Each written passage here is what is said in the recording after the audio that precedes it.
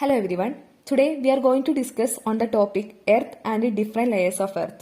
So as we know, Earth is the third planet from the Sun and the only known planet that support the life.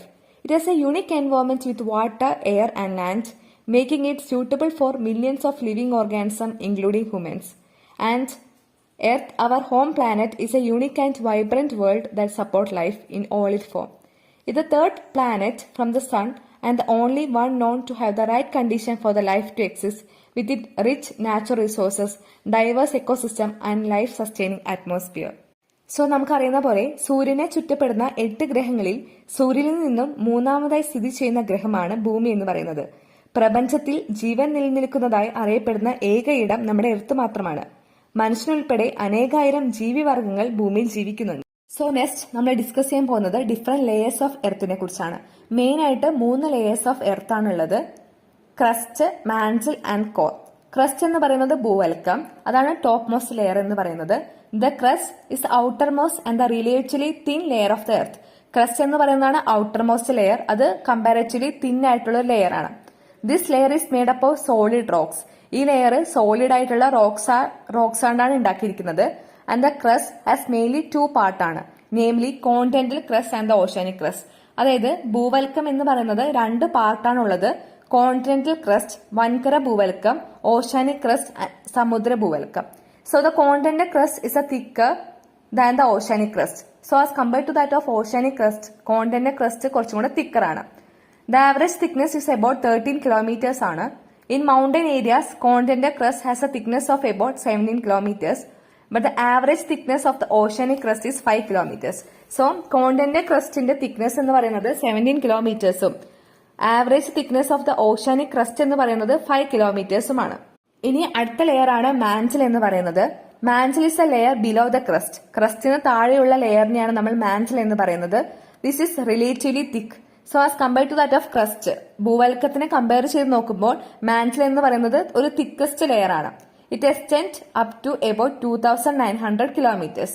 The part of the earth that comprise the crust and the upper part of the mantle is called lithosphere. അതായത് എർത്തിന്റെ top most layer ആയിട്ടുള്ള ക്രസ്റ്റും upper part of മാന്റിലും ഇത് രണ്ടും കൂടെ ചേർന്നതിനെയാണ് നമ്മൾ lithosphere എന്ന് പറയുന്നത്. The part below the lithosphere, which is a molten state due to the melting of rock particles, is known as asthenosphere. The portion below the asthenosphere is a solid state. So നമ്മൾ പറഞ്ഞു mantle എന്ന് പറയുന്ന ഒരു second layer ആണ്, ഇത് കുറച്ചും കൂടെ തിക്ക് ആയിട്ടുള്ള ലെയർ ആണ്. ഇനി അടുത്ത ലെയർ ആണ് കോർ എന്ന് പറയുന്നത്, അഥവാ കാമ്പ്. The layer below the mantle is a core. അതായത് മാന്റിലിന് താഴെയുള്ള ലെയറെയാണ് നമ്മൾ കോർ അഥവാ കാമ്പ് എന്ന് പറയുന്നത്. It is divide into mainly outer core and the inner core. അതായത് കാമ്പ് എന്ന് പറയുന്നത് 2 ആയിട്ട് ഡിവൈഡ് ചെയ്തിട്ടുണ്ട്: പുറക്കാമ്പ് അല്ലെങ്കിൽ അകക്കാമ്പ്. So the outer core is a liquid state while the inner core is a solid state. Outer core എന്ന് പറയുന്നത് കുറച്ചും കൂടെ ലിക്വിഡ് ആയിട്ടുള്ള സ്റ്റേറ്റ് ആണ്.